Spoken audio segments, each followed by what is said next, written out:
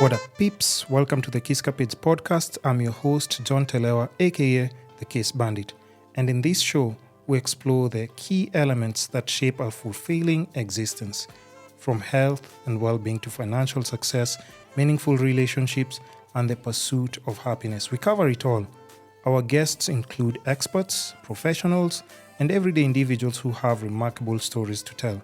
Tune in to learn practical tips, gain valuable insights, and discover strategies for personal growth and transformation. Whether you're seeking to improve your health, build your wealth, enhance relationships, or find lasting happiness, we got you covered. Welcome to today's episode.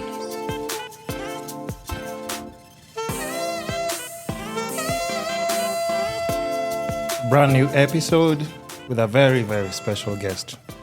Brand new. Special guest. And it's been, a while. I've tried getting you into the podcast, but I guess, so many other, But, like COVID happened and stuff. Yeah. And I was still doing like the art cafe thing. Oh, okay. Yeah, COVID. So, I haven't heard that word in a while. Jeez Louise. Yes. PTSD, man. So a lot just has happened and everything, a lot of transformations and stuff. Like even with you, just career-wise. Yeah. So, first of all, I know you just met randomly. Yeah. And, just by and it's just the same way we used to do stuff, like before COVID, of course. Like, I'm doing this. Like, you interested? Let's link up. And, you made it work. Yep. We used to work together all the time, man. Then we just, we grew apart. Shit happened, man. Money brought us apart. No, it's the hustle. It's the hustle for sure. So how's the music going, though? The music's going good. I got a new project. I got a new project that I'm dropping in like 3 weeks with Silverstone Bars. It's called V&M. It's a joint album, and it's pretty much like Bonnie and Clyde. Like it's an interpretation of like Bonnie and Clyde, and like we're like on the run and robbing people and fighting and fucking, and it's just madness. It's toxic. It's toxic love. That's what I've been seeing on Instagram. And at first, now that you mentioned it, because I just thought you're just posting your girlfriend on Instagram. Nah. We just playing with the people. I'm only telling you, this is an exclusive. So because we're right about to drop in the next two weeks, I might as well drop it for the bandit. So now we're not together. We're in a relationship, a work relationship, and it might blossom into something else. You never know. It's very good PR. You never know. Very, very nice way of putting it, though. But I respect that. So, and I've just seen you grind like for the longest time. Yeah, just like you, man. But my question has always been like, why did you ever just decide to come back in Kenya? Cause I'll tell you when I first saw your video, you're doing like the street interviews. Somewhere in the States. In the States. No, oh, yeah. I was doing the Moji's Corner. Like, Yup. Where was it? Was it in Miami? South Carolina. Oh, okay. Yeah, South Carolina. Right. Yeah, I was doing and the remember, Corner. this is before people were doing like the TikTok shit. This is before YouTubers were right? YouTubing. This is way before TikTok was TikTok. Instagram was Instagram. This is way before. So why move from there and just, At the time, I felt like I needed to change it up. I felt like I got kind of tired of doing it out there, and I needed a bigger, more vibrant scene. And so at the time, my scene in South Carolina, it was nowhere close to what it is now, and it still is quite behind a scene like Nairobi. So it was a no-brainer for me to come to Nairobi and try my luck with the same style of entertainment that I was doing out there. And even when I came back in 2015, I remember doing all these interviews, and still nobody was like doing it then. Like even I remember like What's Good was almost way ahead of its time. Because now everybody is an online kind of show press creator, or media podcast. House. We didn't even I don't even think the word podcast was coined yet, back when because What's Good was an online radio station. It was which was unheard of. Yeah. And now everybody's an online radio station. So I feel like a lot of the things that I did earlier in my career just was a little too soon, and I should have maybe just kept at it, of course, and it would have definitely transpired into something huge, but I kept switching up careers, going to do rap, maybe I'll go do radio, and then coming back to all of them. But, I feel like God has its own time, and it's not like I went broke or anything like that. I still have money. It's just like, man, you can think about all the extra money, you feel me? So it's one of those, man. I had a good girl, and I let her go, Yeah, it happens, though. So wait, you left radio? Yeah, I left radio like a year and some change ago.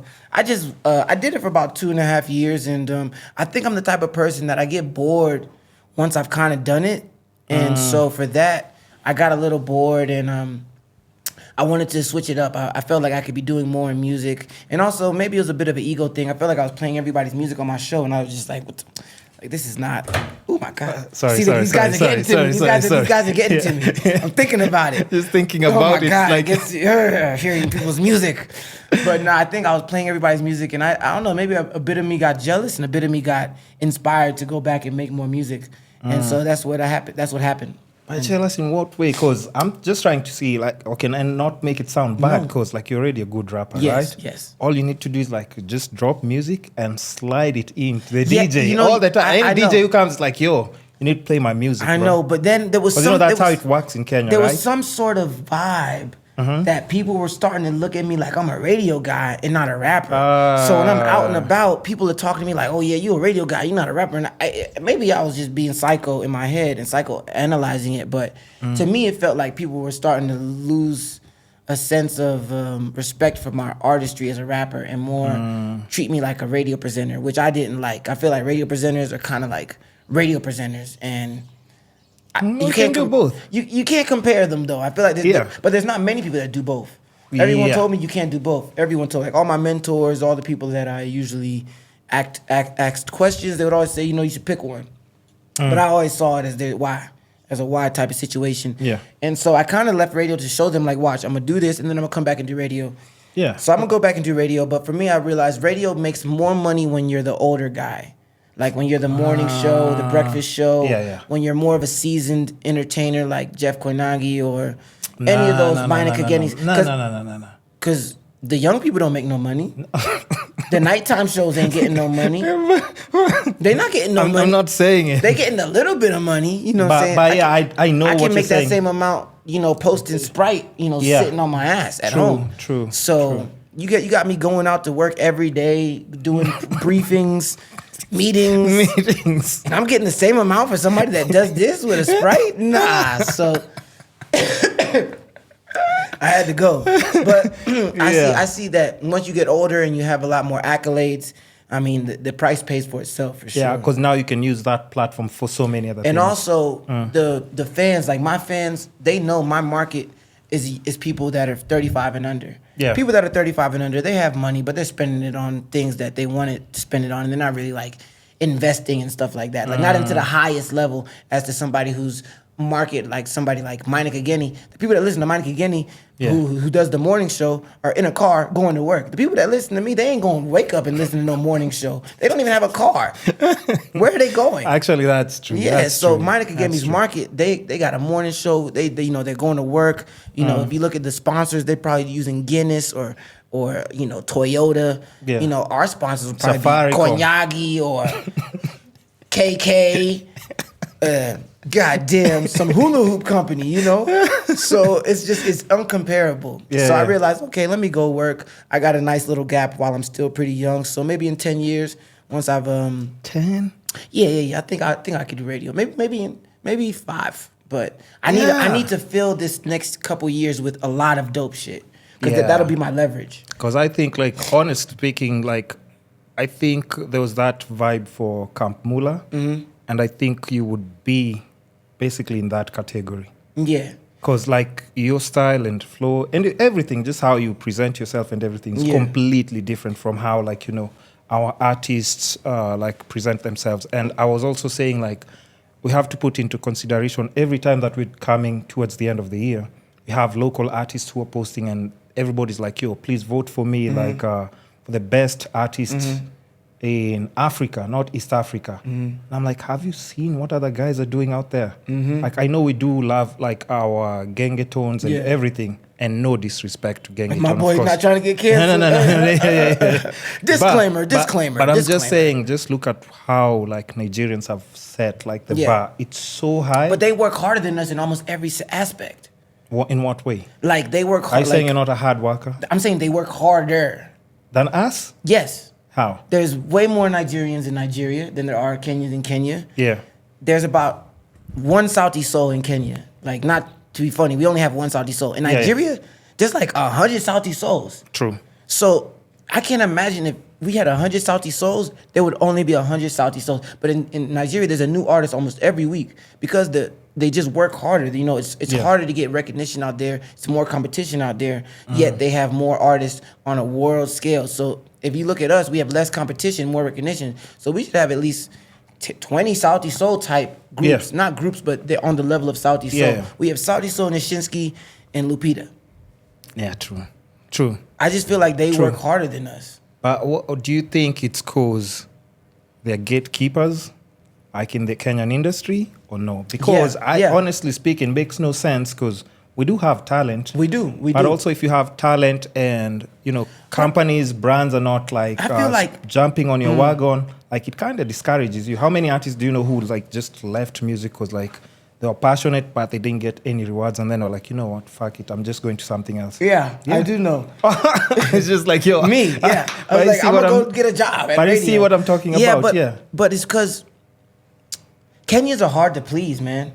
Like, if it wasn't for Gengetone, we would still be listening to Nigerian music. 80% of the radio would be full of Nigerian music. To this day, Gengetone single-handedly saved us from the vortex of Nigerian music we was in. When Gengetone came out in 2018-ish, it was nothing but Nigeria. I done dance for you all day.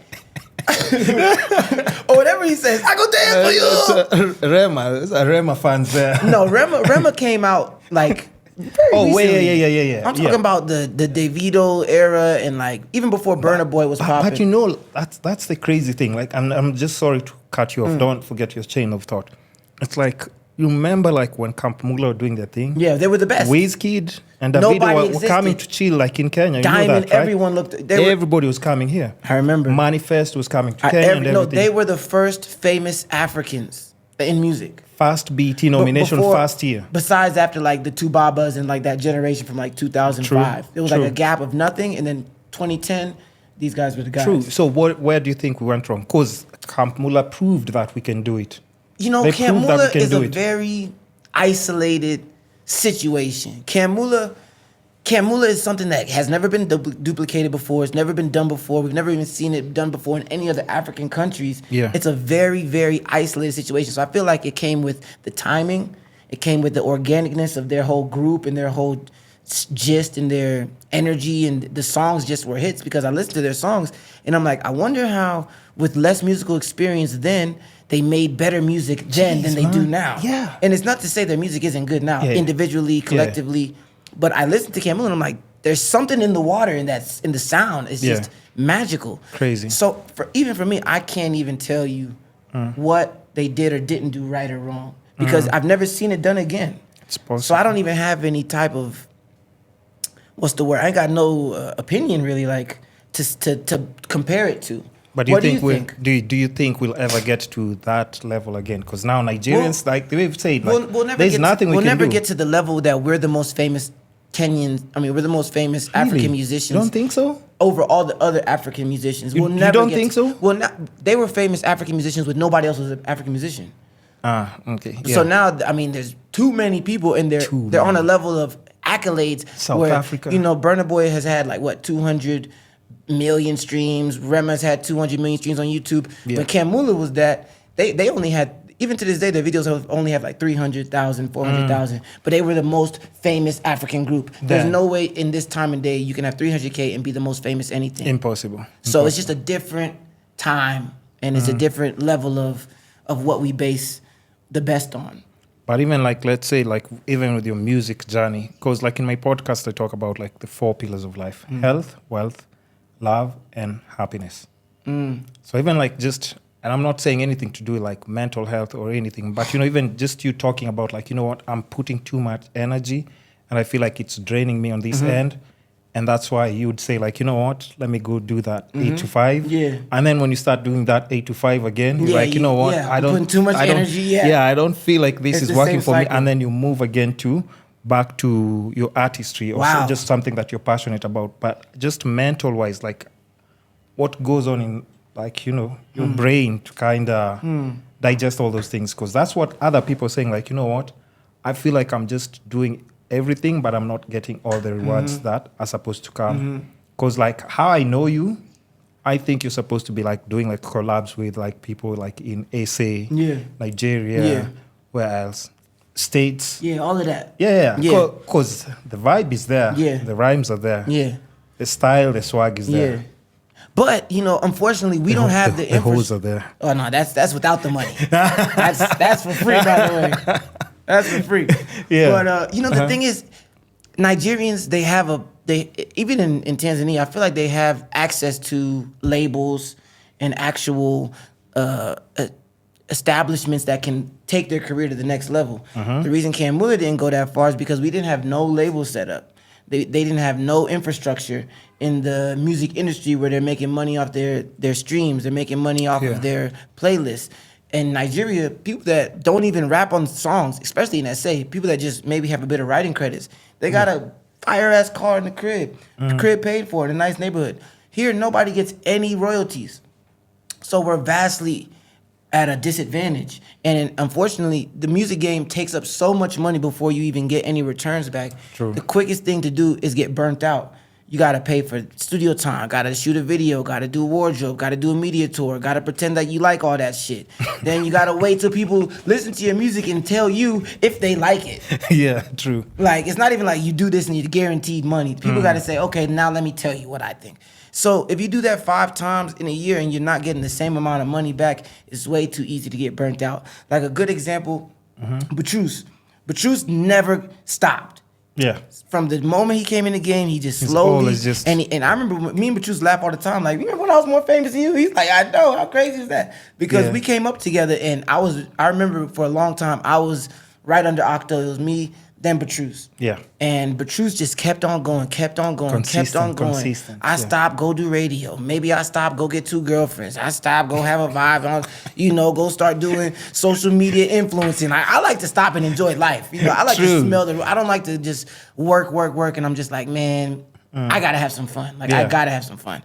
But Batrus stayed on it. And now he's pretty much a couple belts under Nishinsky. True. Like he's not that far away from the top of the mountain. His hits are proper. Oh no, he's proper. And it's just because it just took the right momentum, consistency, and it's pretty much a metaphor for life. Consistently keep working at it, it's gonna work out. But do you think it's that hard to just balance those things?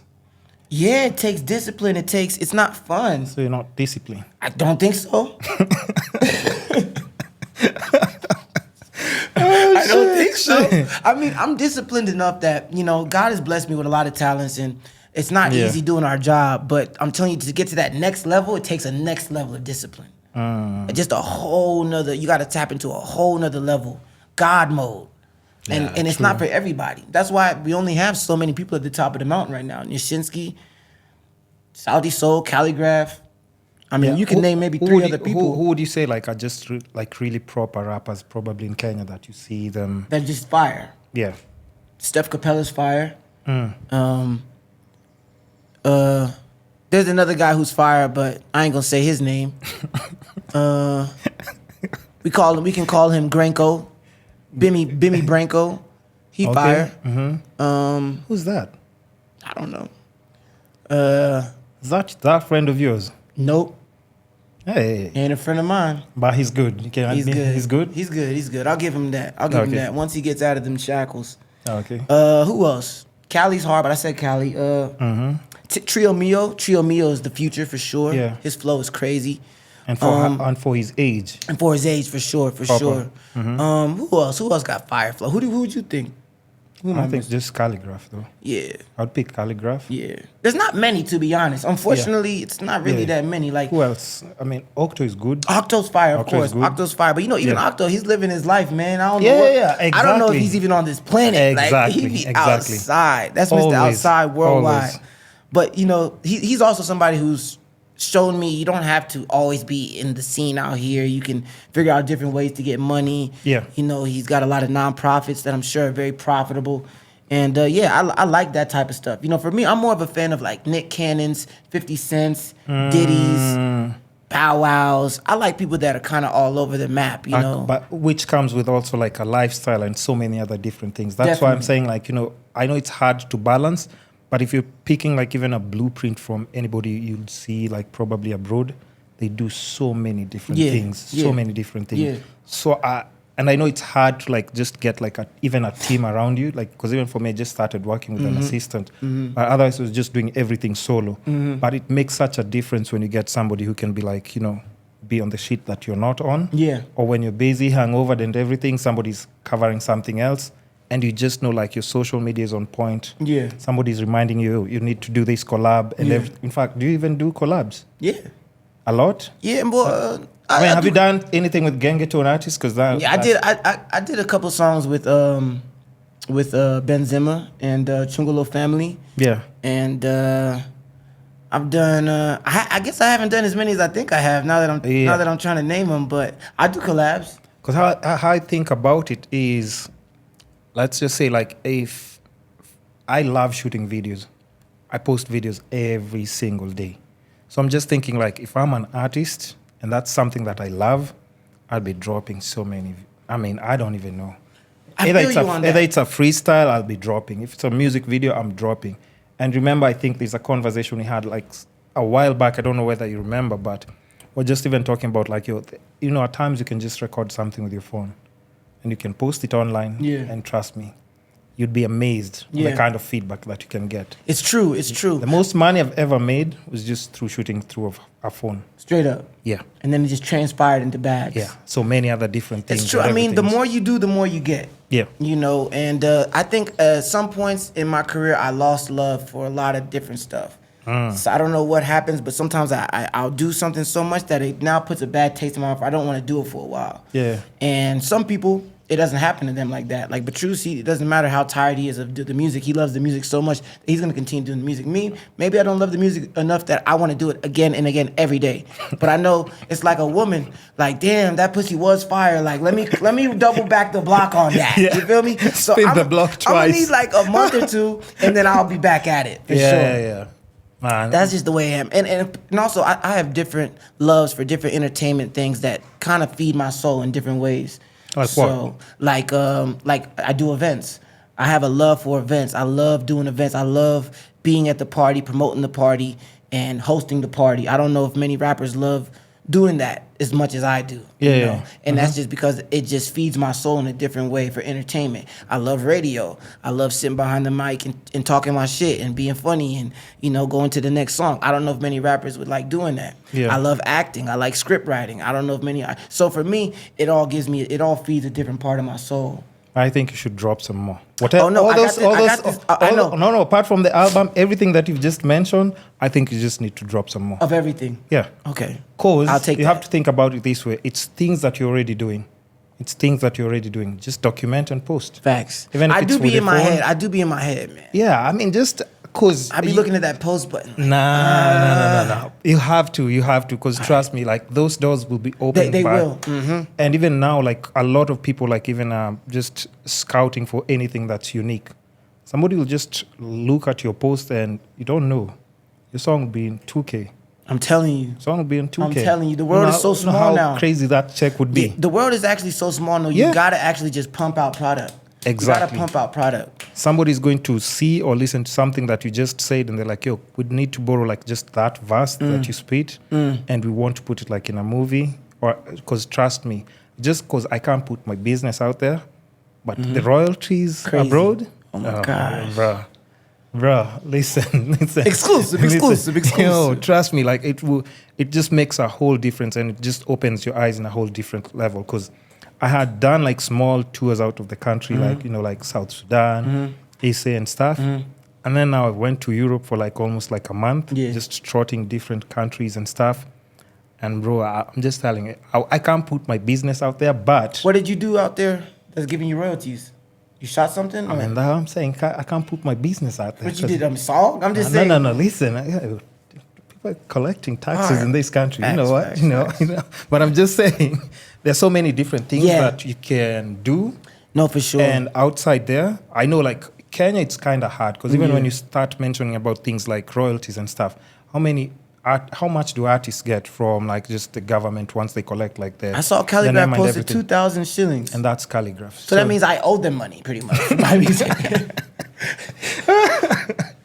yo, pretty much. You're in debt. You're in debt. If Cali got 2,000, I know I owed him like. Can you imagine? But that's what I'm saying. Like, there's just something that you'll do. Mm-hmm. You visit out there, and now people are just giving you proposals like, yo, you can do this, and then we can give you this much. We can just lease this for like a year, and we'll give you this much. And I'm telling you, see those quotes? It's crazy. Yeah. I got a lot of friends that do random little international, gigs or something like that. Not even gigs, but just work, whatever. Whether it's cameraman or she's a manager for her artist. It's crazy. Checks are crazy. Checks are crazy. So that's what I'm saying. Like, don't feel like as much as you're passionate and you're feeling maybe frustrated with something that's not rewarding you, especially in Kenya. Guys will cut the check out there. Facts. Where Octo's checks coming from? Think they're coming from Kenya?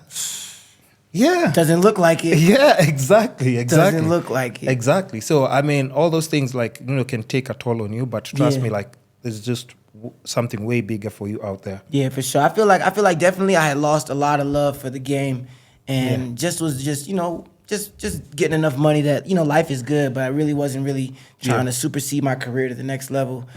And but now I'm back. Like, I'm working on this new album. Not working on it. I'm about to drop this new album. Yeah. And as soon as this album drops, I'm telling you, this shit is a movie. When is it dropping? The release party is the 4th of November. So the album will probably come out a week before it. So maybe like 28th, maybe so Halloween. I think we can post the video before, just a week before he's... so just put that in the calendar. So it's be like something good for the promo as well. Yeah. So where's the listening part? The release party will be is my crew invited first of all? Of course. Okay. Of course. Just say that and then you come like, security. Chill. That'd be messed up, man. Just give him a kiss. Like, yo, Barak. Give him a kiss, man. It'll be y'all are invited, of course. Send you all the details. It's gonna be at the shelter, top floors, 2 floors. It's going to be like a 2-floor party. It's going to be vibes. Perfect. Make sure you take those details so that we can just follow up. And what's like the rollout plan if you'd want to share it? The rollout plan... I think if we post the video then, we'll have like... We're dropping a music video. We're going to go on a media tour, do print, do TV, do radio. And then, probably the week of the event, we go crazy. Are all the songs going to have visuals as well? We're doing three main videos. It's like an 8-song album. 3 main videos, and then we'll see which other songs. Who are you working with on the album? On the visuals. On the visuals, we're working with. I can't really say. You can't. Okay. It's private. Gotta leave that. But I'm also just trying to think like when you're picking like, or you're just working on your videos. Why are you trying to do the video? No. Hold on. I was just asking out of curiosity. I don't know if I can afford you. Hold on. I was just asking because, when you're planning or just do you script your videos or what's the process like of just like coming up with the visuals? Yeah, I scripted all of it pretty much. I'm just trying to find the right director. It's usually finding the right director that catches the same vision because you don't want to try this shit twice. It's like... You can't really do it again. You can redo songs, but it's hard to redo videos. Yeah, and it's costing money. Costly. Yeah. So, for me, it's just always finding the right director with the right vision. And, this one's been a little bit tricky because this is like more like a movie. Like, it's a part, like the all 3 videos are part 1, part 2, part 3. So they all go intertwined, and it's got a lot of acting in it and a lot of dialogue and just a whole different scene. I wanted to come back to the music scene with just a whole different vibe, like something that nobody else has done really. And so that's what we're aiming for. Because also in terms of videos, I see a lot of like the African artists who like really stand out. Like I think in things like wardrobe, I've seen like Nigerians and South Africans. They really do dig deep and just wardrobe, like, set design, storyline, all those things, audio quality. Yeah, I mean locations. I mean they're just better than us, dog. No. They're just better. I'm not scared to say it. Because honestly speaking, I think our songs are good and everything, but I think now visuals, that's where like people don't really put much effort to it. It's like you just call your homie, call some girls, call their girlfriends and everything, and then the whole squad is there. Wardrobe is just doing all messed up. Dance. Yeah. That's true. That's in each and every song. Wardrobe, everybody just wearing yellow, easy. Purple, green, and everything. So I think that's just a bit messed up because now you have to realize, like, look at the people you're competing with. they're putting in so much Yeah. effort, so much Yeah. effort. Even when selecting, like They don't just, even respect us over there, dog. They don't. I don't think I be they seeing do. them when they come over here. They be like, okay, what Kenyan artists do you know? True. True. Oga Sautiso. That's it. True.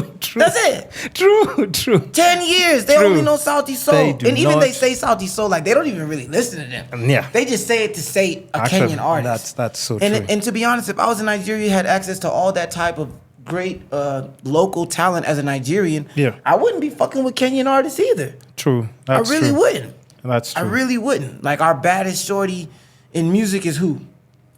Yeah, I don't want to drop names and then, Nah, who's the baddest? Like not bad as in bad as in good. Like she's the baddest. Hot, physically, spiritually, psychologically. And the songs are good as well. The songs are decent enough to even drop.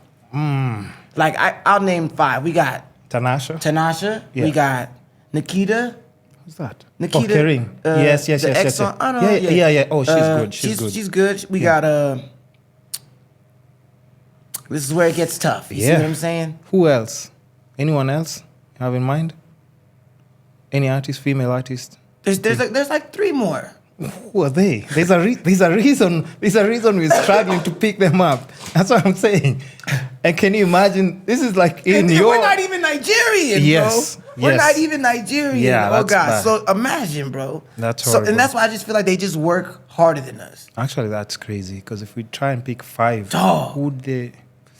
And Tanasha ain't even been dropping like that, but No? when she did, she That's was. just something she's When doing on the side, when I she guess. was on it, and she took off. By the way, shout out to my homegirl T Dot. We went crazy. We just went to Europe last year, did a tour. It was You fire. did a song as well, right? Yeah, I did her first song, and then we did another song just last year called Karma. How did that go, though?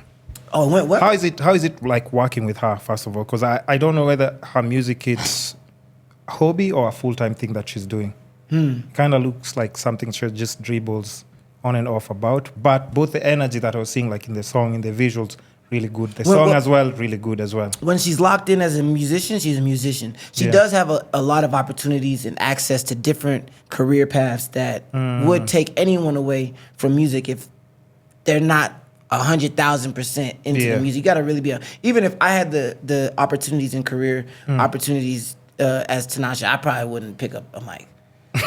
Dog, she's getting guap, bruh. Just off her likeness, you know what I'm saying? Just off her likeness and her brand. So for her, she's got a lot of opportunities that are, and music takes so much money. It's actually so discouraging when you're putting out all this money into music and it's not coming back. That's true. So it's so easy for somebody who has another talent, such as myself or Tanasha, to really just kind of look like they don't really care, but it's just because, man, I'm tired.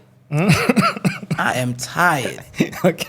And even in that regards, like now, how do you, because here you do have music, right? But it's not fulfilling like all the financial needs that you'd want. So how do you just gauge the balance and how do you keep like your finances like just on point? Because now you still have to maintain everything else that you're putting out there. The energy, because like if you're flowing in your rap and, you're talking about like, a lifestyle and everything, you kind of have to like try and also like put that together in your brand, just personally for growth. Yeah. So how do you like kind of like just sustain yourself? I mean, I work a lot, so I got a lot of jobs. So for me, money isn't really like something that I have to worry about because I know I'll do something. Yeah. But for these other artists, they just lie.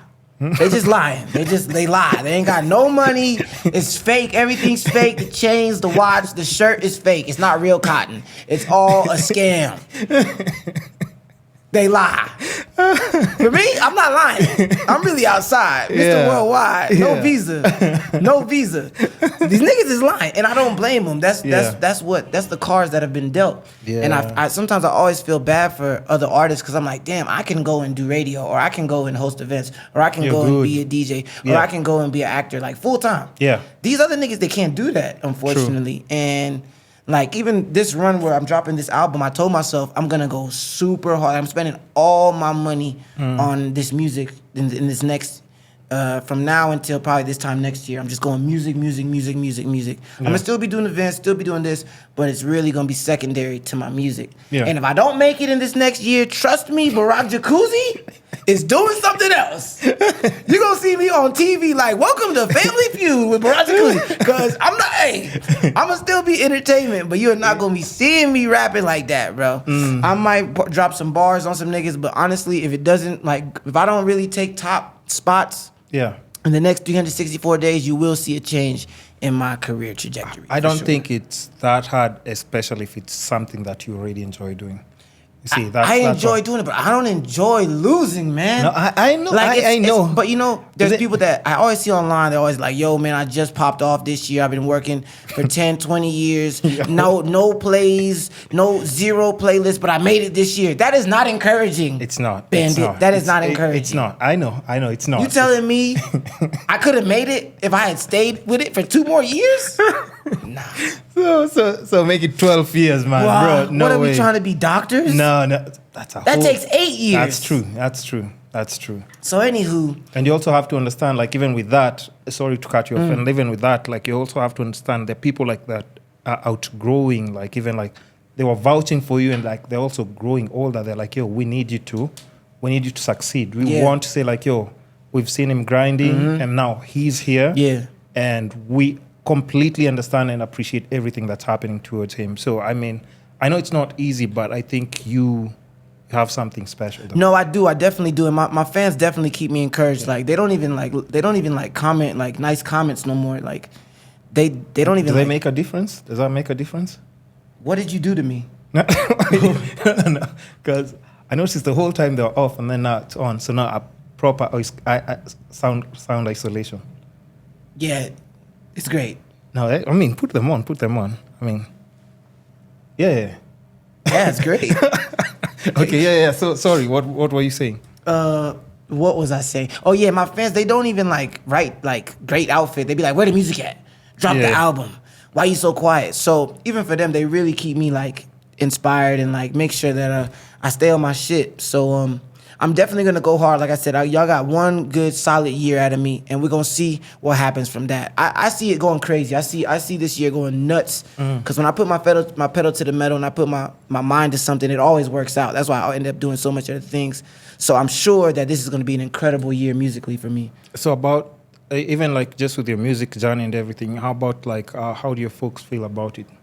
They love it. They didn't like it at first because, most African parents are like, you want to be a rapper, so for them, but they always knew I was into entertainment. They always knew I was a little bit off. I started throwing parties when I was 11. Like my first party was when I was 11. Yeah. And even them, they were like, what is this now?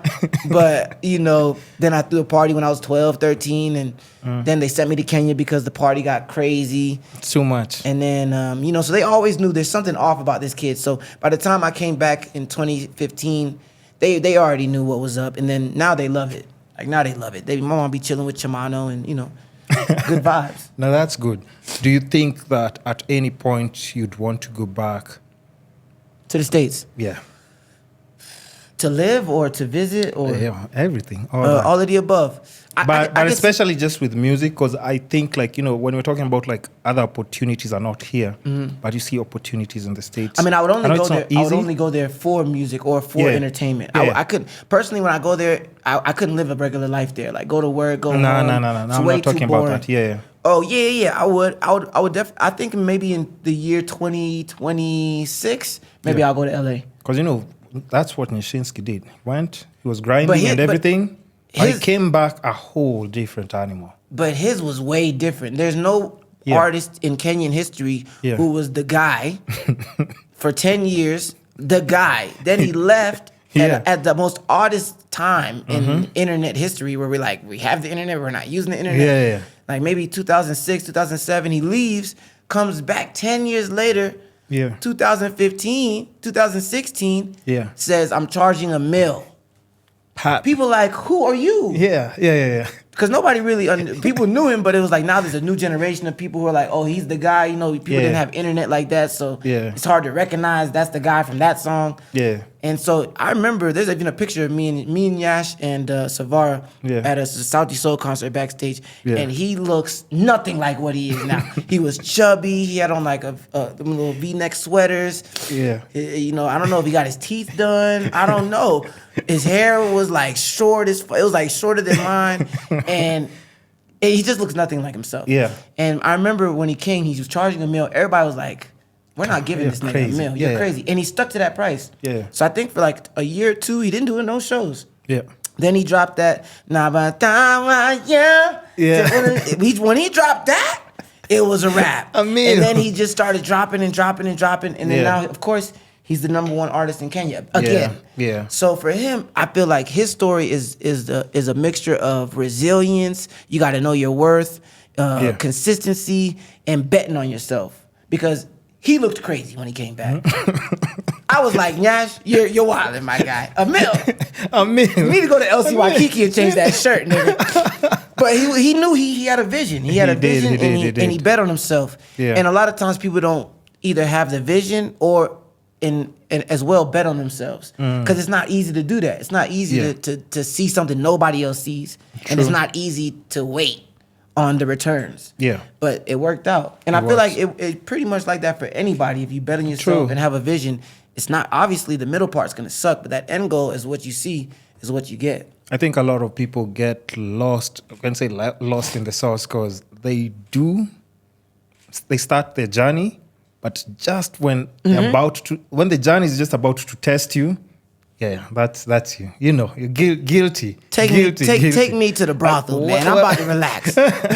When the journey is just about to... I'm telling you. Because it will test you. It will test you. And it will take you to dark places. And then it's just like, you know what? This is not worth it. But then again, you've already put in years of work. Yeah. Years of work. Yeah. Because when you're talking about from childhood to 11, so are you trying to tell me like all those years you want them to just go to waste? Imagine. No. Imagine. I can't. So you can't. So... just look at it as something that could potentially just trust me, that journey is definitely worth it. Like you just stick to it. I know it sounds cliche when you hear other people saying about their story and they're like, yo, you just be consistent. Trust me, your day is going to come. Like other people, like, you know, theirs happens faster than other people.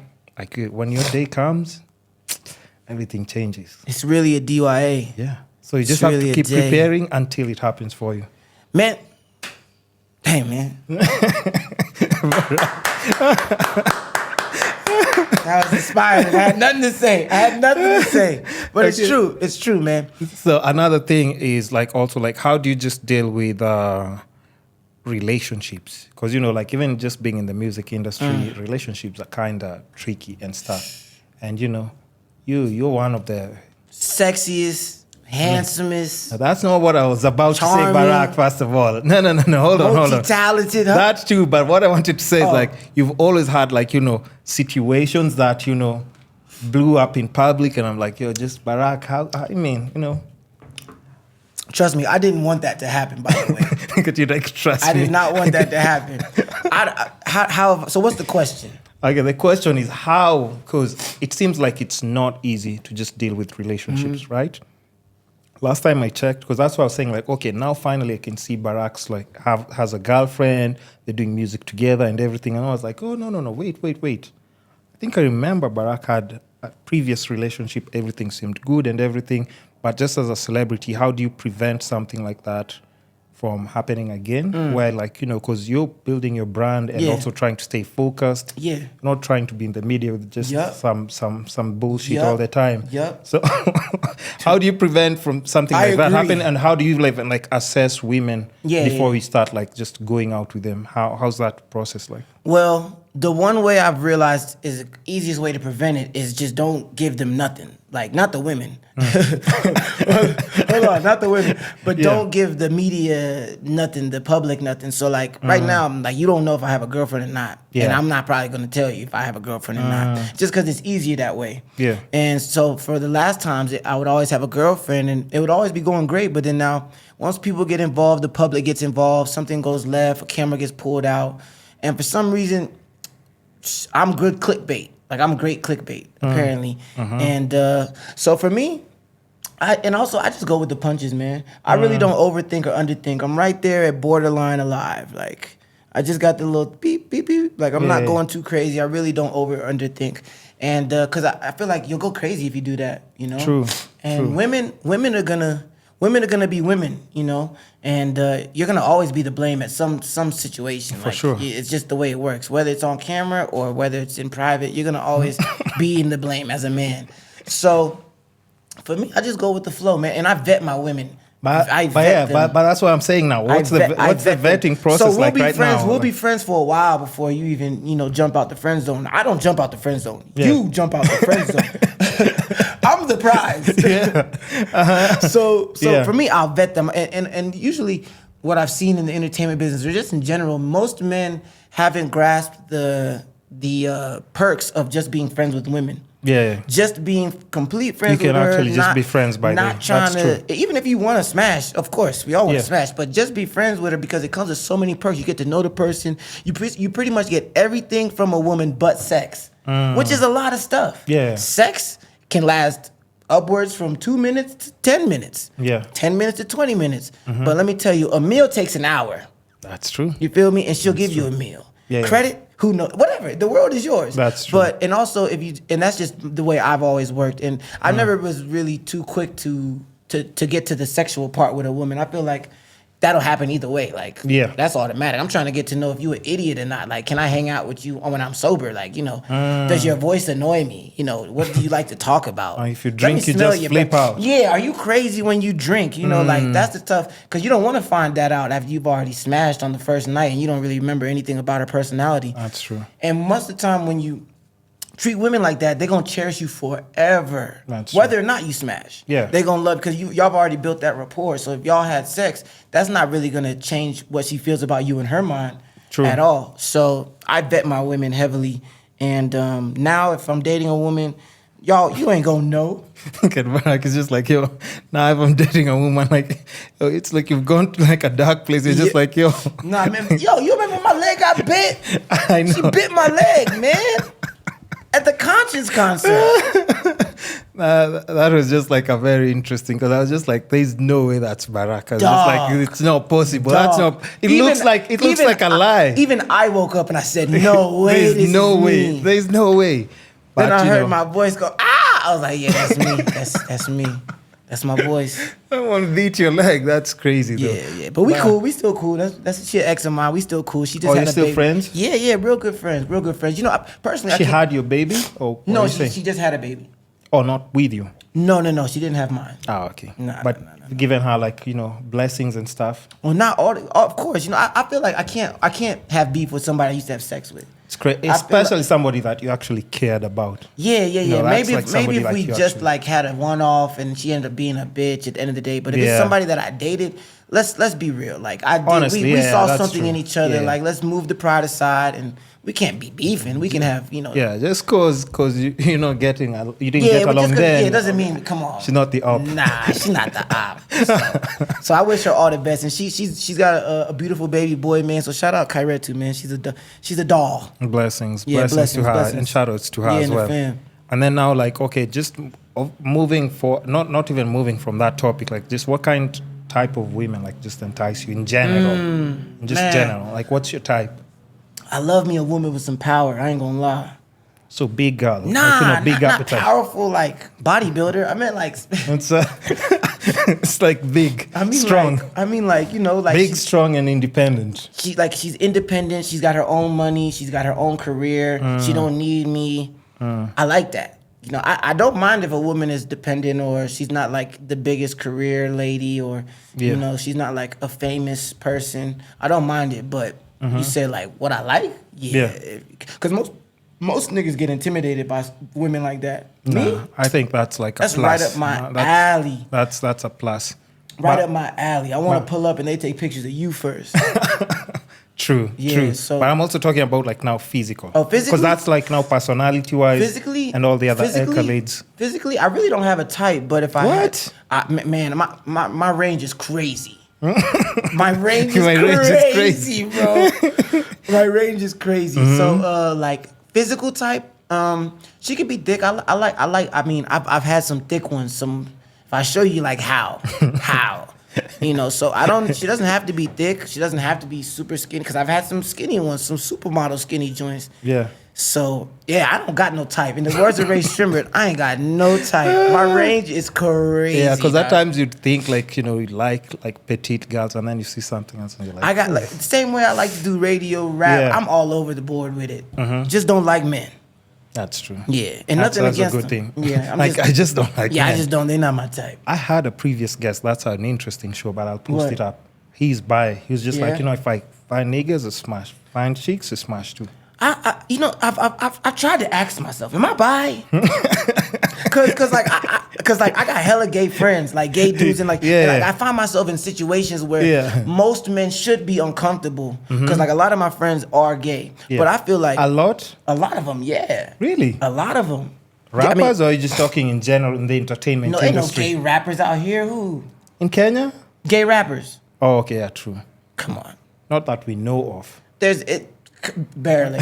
Barely. Barely. But I mean, in general, just gay friends. Okay. And gay guys, they smell great.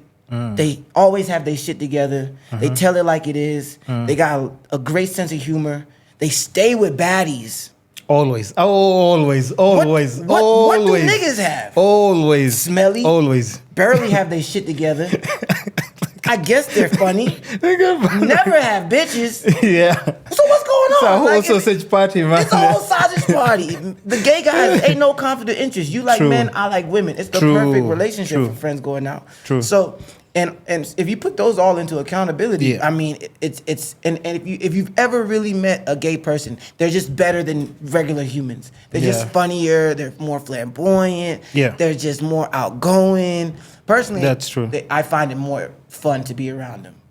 But like I said, back to what did I think I was bi? Yeah. So I've always asked myself, like, yo, are you bi? Like, just to be sure. Is that a question you ask yourself? I have before, not like all the time. Okay, go on. Chill. Sorry, first of all, why am I even cutting off? Chill, Barak. but I'm not bi. So, I've never done nothing, by the way. I've never tried. You're saying like, yo, I've asked myself. I was like, okay. It's like when you look at some clothes, you're like, would I wear that? Nah, it's not the same thing. It Barak. is. Nah. It is. Then you look at it and you're like, nah, I wouldn't wear that. No. But I get what you're saying. I get what you're saying, though. I'm always open to new information, but like, if that's not my type of information, I ain't digesting that. You heard? Like, I ain't reading that. That's not in your realm. That's not my realm of digestion. So yeah, but for me, no, I'm not at all. But I've asked myself for sure. When I was in 3rd grade, I had a best friend named Ben. And we was friends from when we were 5, from like kindergarten. Yeah. So one day, and we would hang out every day because our parents would carpool and shit. Yeah. So one day we hanging out. It's like 5 of us. Me and him. We go into this little tunnel, kind of pretty much like the size of this, a little bit lower than this table. And we go into this tunnel. It's like a construction site. We go into the tunnel, pretend like we're like Ninja Turtles or something, right? Yeah. But this one day we in the tunnel, and it's just me and him. Everybody else is still at his house right over there, just jumping on trampoline. We in the tunnel, and this day, out of all the days, he goes, hey, sit like this. So I sit down, crisscross applesauce like this, and he sits in front of me. He's like, put your finger in my butt. Just like that. And I'm like, what? It's like, I want you to put your finger down my butt. Put it in there. I'm like, for real? It's like, yeah. I was like, yeah, for real? Yeah, I'm like, maybe he said, slap me in the head wrong. Yeah. So I'm like, okay. So I put my finger down, and then like when now what's the word? Like the you get to the underwear. Yeah. So now you got to put your finger into the underwear. Yeah. So now I'm getting right to where your back splits, and now you're at the butt crack, and the crack splits. Yeah. So I feel the crack, and I'm like, woo, So now my nail probably goes this deep in the crack, and I said, nah. I even hopped up, hit my head on the concrete. It's like, no way. So I hit my head, and he was like, chill. Let me try you then. And I'm like, okay. Let me try you. Yeah, I'm like, maybe I'm not a giver. Maybe I'm a receiver or something, right? So I turn around. Ain't no way, I'm 3rd grade, dog. This is when I knew I ain't gay. Turn around, sit down, same thing. He just went straight in. Whoop! He didn't even take. I don't think he gonna take his time like me. Nigga, I farted, stood up, hit my head again, and literally I ran out of there with a low-key concussion. And I ran. I grabbed my bike. I didn't even hop on it. I just held it on my side and just ran like this. Just ran like that. I didn't even hop on the bike. I couldn't I couldn't think. I'm dying, man. And my boys is like, where you going? They jump on the trampoline, like, where you going? I'm like, home. And I never told nobody that story at that school. And I remember I had to see him every day at the bus stop till we graduated high school. God damn. Every day till he never moved. God damn. He never moved towns, nothing. Every day at the same bus stop. And I'm like, Ben. No way. Gay ass nigga. No way. And he never came out. No way. He never came out. Yo. And that's how I know I ain't gay. I'm having a problem breathing. Oh, shit. Oh. Nobody ever asked you to put his finger down your butt? Hell no, that's not happening. No way. You haven't lived life again. No way. Clearly I haven't, man. I almost got a concussion from it. Oh, shit. Even forgotten my chain of thought, Barak. And that's why I'm not gay. Hold on. Bandit. Hold on. Okay. In case you guys were thinking, no. I've tried it. Okay. Hold on. Now, let me try and remember. Okay, yeah. Jeez, my ribs, man. Finger down my butt. Who are your inspiration? Where do you get your inspiration from? And who are your role models? Role model? Apart from Ben. That's a dirty joke. I'm sure he'd love it. Dirty little boy. Oh, shit. 3rd grade, putting fingers. We just had beans and sausage inside. Oh, shit. And to be honest, I always missed his mother's cooking to this day. That's a wild story. I'm telling you. Jeez. Almost suffered a concussion, bro. God damn. So, inspiration and role model. Yeah. What's the difference? Is it like the same thing? Almost, more or less. Jeez. Does I need to name like one? Sit down. Let me help you out. Turn around. Let me just. Oh, shit. No, my ribs, man. Let me just stretch out first of all. I just wanted to prove to you I wasn't gay. Shit. Feel me? And you've proved it. Yeah, y'all niggas ain't got no proof. I need to hear a story. You niggas who tell me you ain't gay, but do you have a gay experience? Prove it. No. Prove it. Prove it. Turn around. Prove it. Let me put my finger down your butt. Thank you. Oh, shit. But who inspires me? Diddy. Diddy. 50 Cent. Michael Jackson. R. Kelly. No, I'm just kidding. I just wanted to get a reaction. You're a messed up guy, man. No, I'm just like, where is your moral compass? Whatever. You didn't even flinch. Whatever you're into, man. I'm not here to judge. You're not gonna judge me after this. Take out R. Kelly, but Diddy, 50 Cent, Nick Cannon. Yeah, let's go with those 3. Okay, so I think maybe Childish Gambino. Childish Gambino. Oh, he's good. Childish Gambino. He's good because, from music, acting, writing, comedy, probably everything, stand-up comedy, everything. He's really good and super low key, just chill. Super low key. I was watching the Spider-Man movie, just see him chilling in the scene real quick. Yeah, he's in Spider-Man. Into the universe joint, the Spideyverse. Ooh, okay. Oh yeah. True. Yeah, so he's super low key. I like people that move like that. Okay, I think also because I said inspiration and look up to or something. Role model. But I think also I want to include maybe people you'd say you seek advice from. Who kind of like your mentors, because you mentioned it earlier that there's some people who you can even ask how to go about things, and they were telling you try and focus on one thing. Don't hop from one to the next. So who are those people? In the entertainment business, it used to be Octopizzo all the time. I would really go to Octo a lot. I would go to Tilo from What's Good. She was the owner of What's Good. I would ask her a lot of questions. Yeah. I really was asking a lot more questions at the beginning.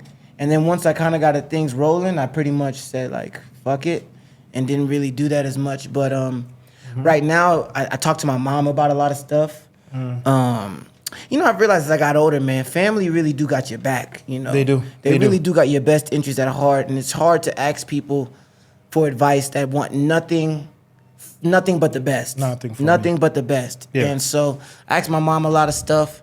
I got a mentor in America called Dr. Mustafa. I asked him a lot of stuff. And maybe sometimes I get drunk and talk to a stranger in the bathroom. He gives me some great advice in Milan, You never know. I'm always talking to anybody, but that's about it. My mom goes crazy. My pops goes crazy.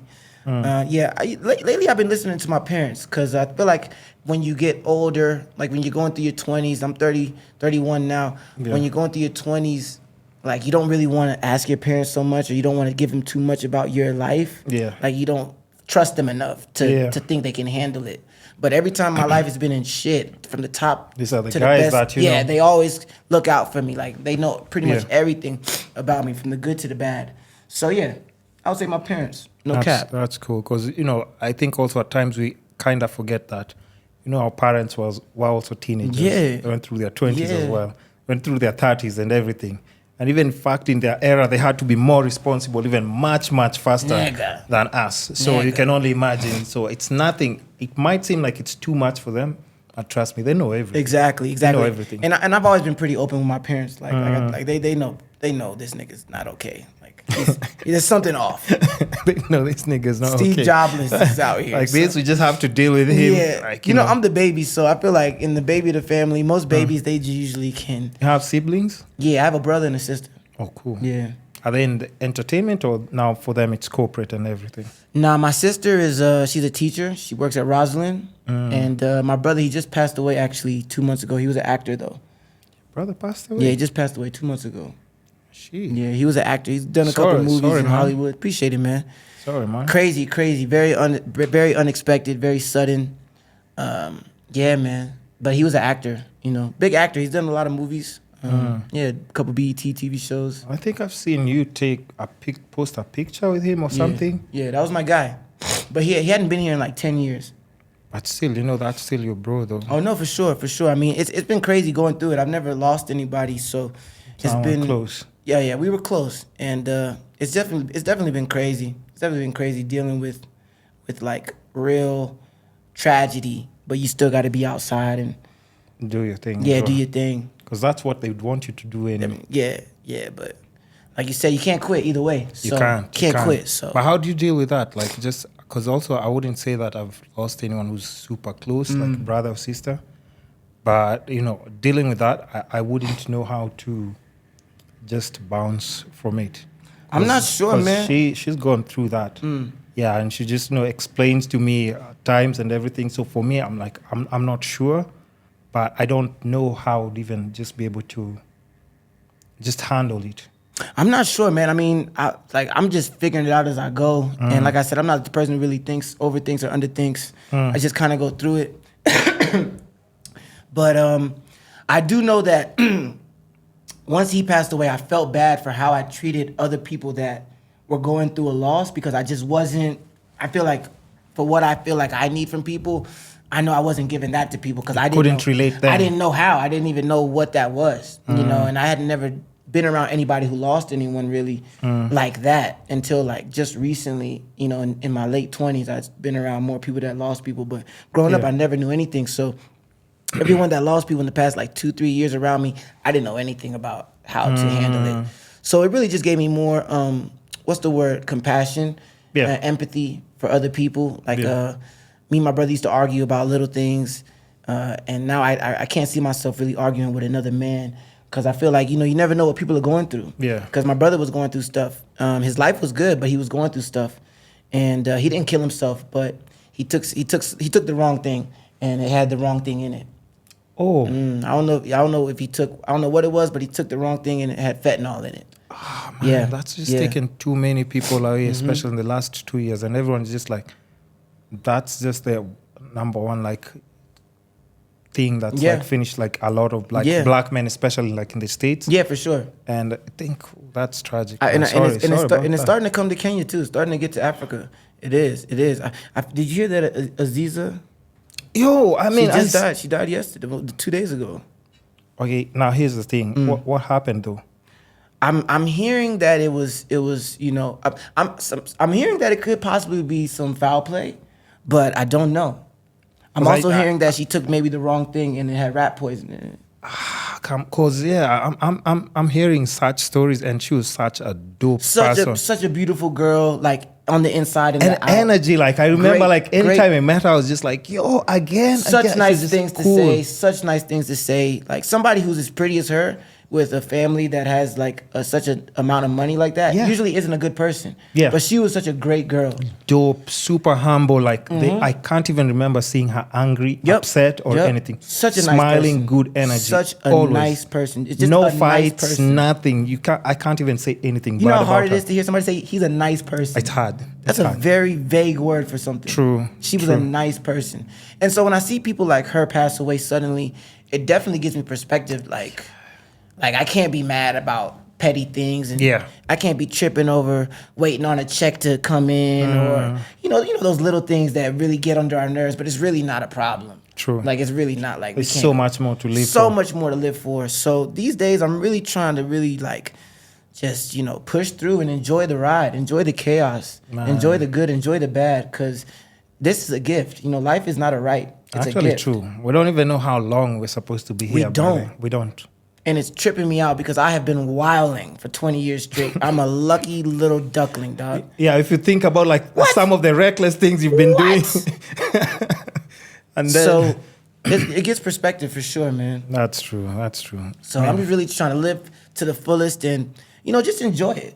Yeah. Enjoy whatever it is. Whether I stop rapping and do entertainment and go become a bus driver, let me enjoy it. But just live life, though. Live life to the fullest. Because I think at times we just tend to forget. And I'm always saying it on the podcast, like, until you go see someone like in a hospital bed who can just like bounce, walk, or even feed themselves, and they're just looking at you and they're like, I wish I could just wake up from this bed, stretch, smell the fresh air, go to like just a shop and buy like a soda or anything. They can't do it. Yeah. Have you ever had a common cold?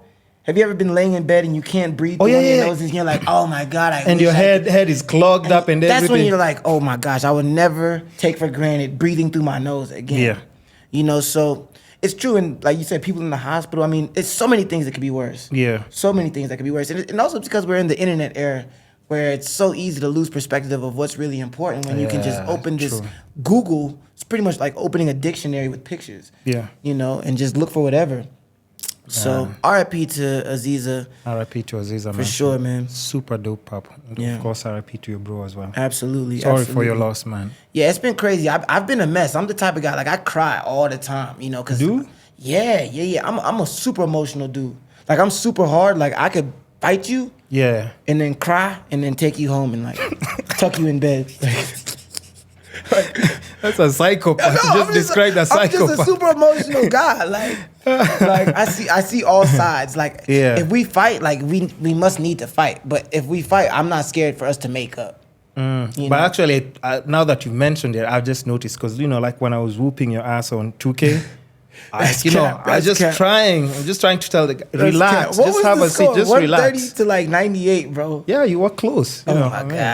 You're close, but you live to tell a story. This guy, nobody knows about whatever, this. Whatever. But it was a good game. No, it was a good game. It was a good game. So now I won, by the way. But he won. I was actually surprised that you're actually that good. Yeah, I'm good at it. You actually that's one because I play 2K daily. Every single day. I go online. There's some games like I'm almost winning because I haven't won any online game. But I know the day that I win one, I know now I'm good. Yeah. Now I know I can just, Barak. Nah, I'm actually one of those people, like, I'm really good at, like, things that I don't really try too hard to be at. Like, it's just naturally I can pick up things. Nah, bruh. From the first time we just started the game, you're already standing up, stretching your legs. Nah, you threw your jacket like in the couch, ready to, like, almost physically fight. I got hot. I was like, just relax. I got hot. Sweat glands. You gonna judge a nigga on sweat glands now? No. That's crazy. That's fair. Fair enough.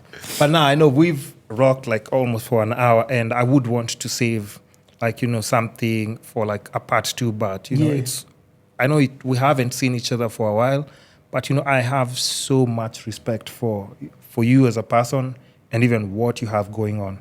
And even though we don't get to work as much as we used to, like randomly, because we like we said, we're just growing older and responsibilities are slightly different and stuff. But I do know like we'll also just still reconnect work-wise with so many other different things. And even this is like part of our rollout of like your press thing. Absolutely. And I probably got like the first interview timing. that You did. Yeah. Perfect timing.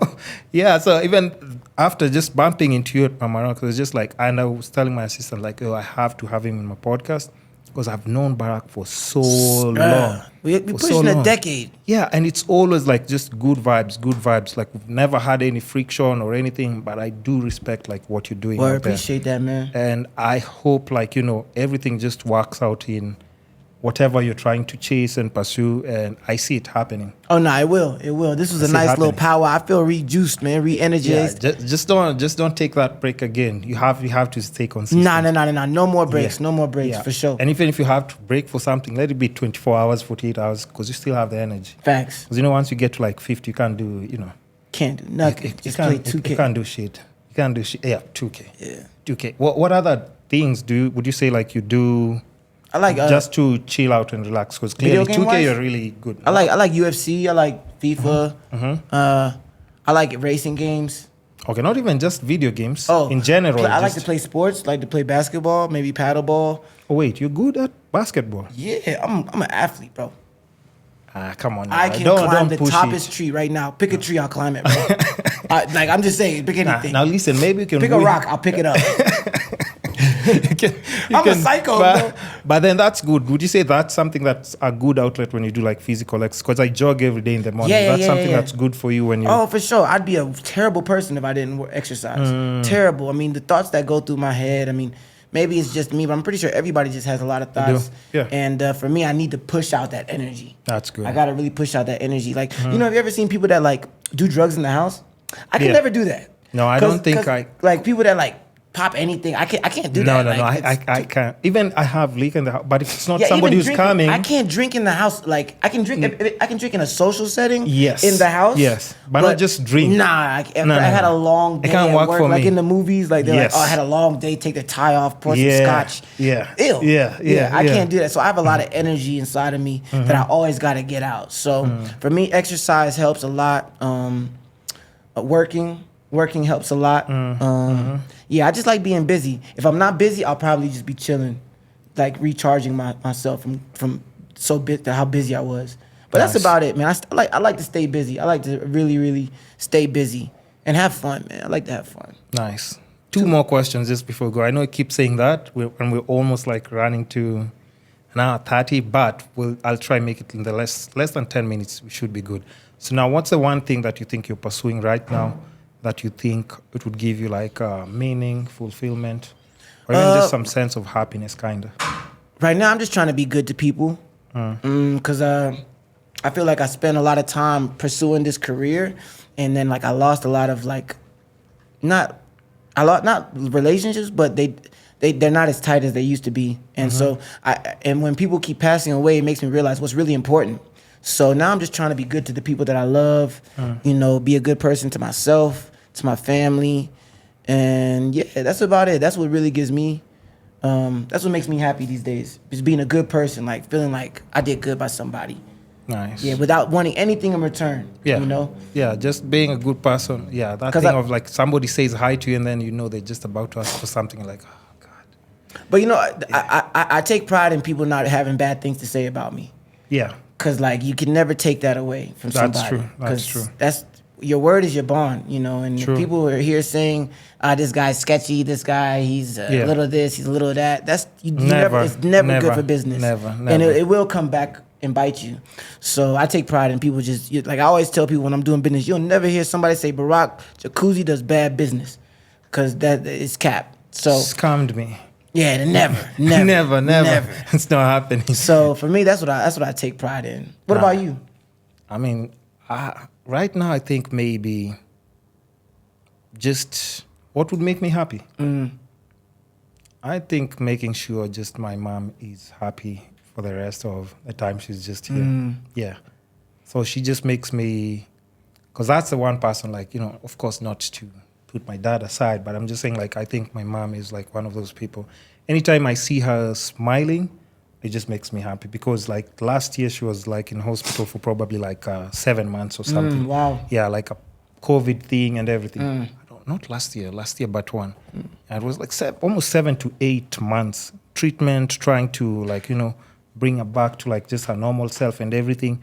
But I remember there was a time like it got too dark to where I was just thinking like, she would look at me And she's like, she's not telling me, but she's just almost like telling me like, I don't think I'll make it. Yeah. But, you know, and I was looking at her and like, yo, trust me, you got this. You got this. And, you know, we went through that. And then after that, I mean, now every time like I just talk to her on the phone, she sends me a text or something. I'm just like, yo, I'm just happy. Yeah. And that's like just nothing else even matters. No, that's what's up, dog. That's what's up. So, I've been having baby fever all because of my mom. Like, she's really giving me baby fever because I'm like, damn, I got to get this woman a baby. You have to. But she's like, but you got to get married. I'm like, I guess you're not getting a baby. I guess you're not getting a baby. Yeah, I tried. I guess. Giving me all these rules. Yeah, man. But, you know, I think we can talk about, like, just, you know, our family setup and everything, like, on our part 2 and everything, yeah, right? for sure. Okay. So if you have any advice for, like, our listeners or young people who are just on the come up. I think you hit the money on the mark, dog. Really? Yo, listen to the Kiss Bandit, man. Stay consistent. You know, it's easy to feel like you want to give up right when you're almost nowhere close to halfway, but don't give up. I'm telling you, it sounds cliche, and trust me, I feel like it sounds cliche, but it's definitely there's a light at the end of the tunnel, man, and it's gonna pay off. It's gonna pay off, and if you really love it, if you really enjoy it, keep doing it. Nice. Fuck everybody else. Let's get it. True that. I appreciate you, bro. My brother. I appreciate you. The Kisscapades podcast is your gateway to holistic growth and personal transformation. Together we'll unlock the secrets to living a life of health, wealth, love, and happiness. So make sure to tune in every week and join us as we explore the essence of what it means to truly thrive. And lastly, show us some love and support in our social media platforms from Facebook, Instagram, YouTube, Spotify, Apple Podcasts, Google Podcasts, basically all the social media platforms that, you know, support podcasting will definitely be there. Even with the short clips and reels, you can find us there.